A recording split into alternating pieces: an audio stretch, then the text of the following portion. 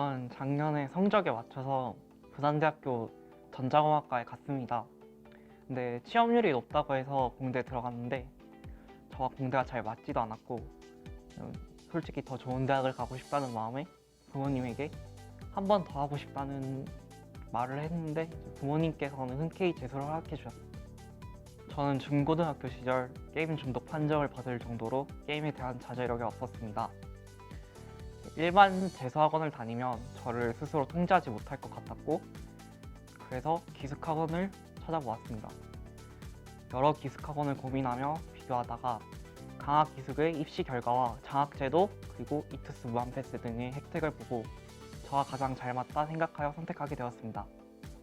저는 규칙적으로 생활하게 해주는 학원의 커리큘럼과 공부 환경이 저를 성공하게 만들어준 것 같습니다. 규칙적인 생활 덕분에 많은 공부 시간을 확보할 수 있었고 체력적으로 안 지칠 수 있었습니다.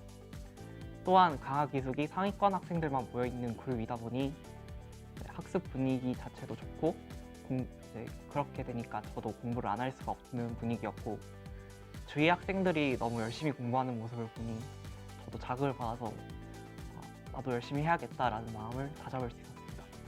저도 슬럼프가 있었죠.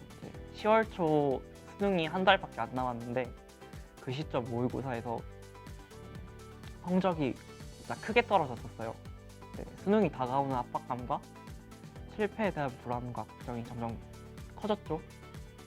하지만 제가 불안과 걱정이 빠지는 시간이 길어질수록 손해인 것 같기도 했었고 지금 망친 게 그때 당시에는 액땜이라고 생각하고 긍정적으로 생각했었어요. 그리고 제가 좋아하는 명언이 있는데 가장 큰 영광은 한 번도 실패하지 않음이 아니라 실패할 때마다 다시 일어나는 데 있다는 공자님 말씀이 있거든요. 그 말씀 생각하면서 마음을 다잡으면서 왜 실패했는가에 대한 피드백을 많이 했던 것 같아요. 저는 긍정적인 마음가짐이 가장 중요한 것 같아요. 재수를 하다 보면 성적이 잘 안 나오고 뒤처진다는 생각이 들고 좀 짜증나거든요. 하지만 그때마다 짜증난다고 슬퍼하면 머리가 복잡해서 공부도 잘 안 되고 체력적으로 많이 지쳐요. 긍정적으로 생각해서 공부하다 보면 좀 많이 나아질 것 같아요. 저는 국어가 의외로 하작이 약점이었어요.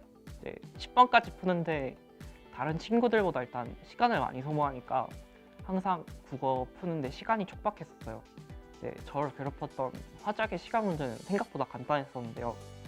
국어 황희재 선생님의 특강을 들으면서 깨달았는데 제가 화작이 오래 걸리던 이유가 문학과 비문학처럼 따로 공부하지 않고 막 풀었었거든요. 화작의 유형을 나누고 문제 풀이 방법을 정하니까 시간이 진짜 크게 줄어서 저도 다른 친구들처럼 풀 수 있었고요.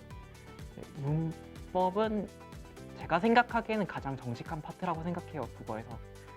왜냐하면 문법은 공부한 만큼 나오거든요. 문법은 중요한 개념들을 정리한 노트를 만들고 그걸 시간이 남을 때마다 나왔어요. 그리고 인강으로는 방동진 선생님을 추천드립니다. 문학은 EBS 연계가 가장 많이 체감되는 파트라고 생각해요.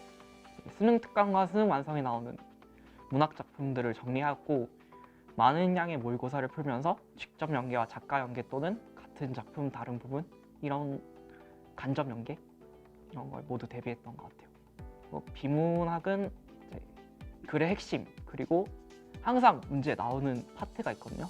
그거를 파악하는 게 중요하다고 생각해요. 저는 불문학을 풀 때 저만의 규칙을 만들었는데 사칙 연산, 정의, 인과관계 같은 것 중 다른 것, 다른 것 중 같은 것, 비례 반비례 같은 부분을 무조건 밑줄을 치자 이런 규칙을 만들었었는데요.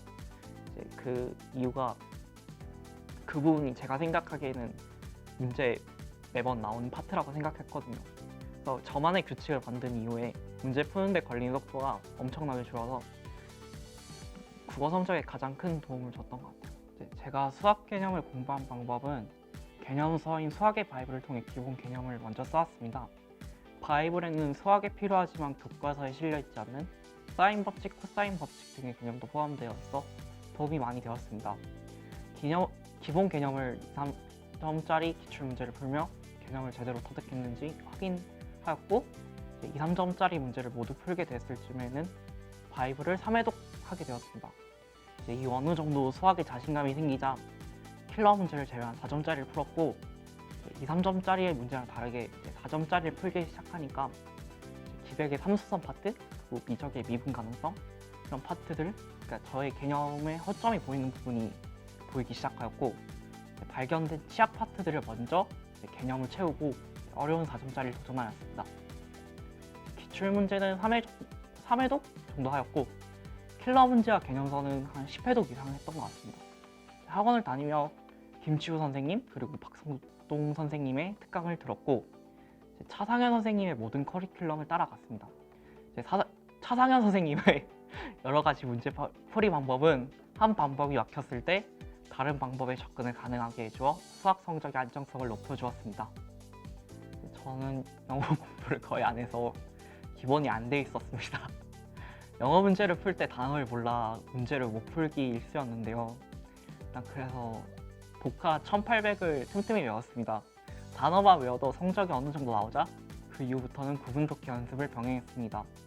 학원에 김혜선 선생님의 특강을 듣고 문제풀이 방법에 대해 체계도 잡히니 스킬도 배우고 이제 뭐 이런 거 하다 보니까 어느새 가장 못하던 과목에서 벗어났습니다.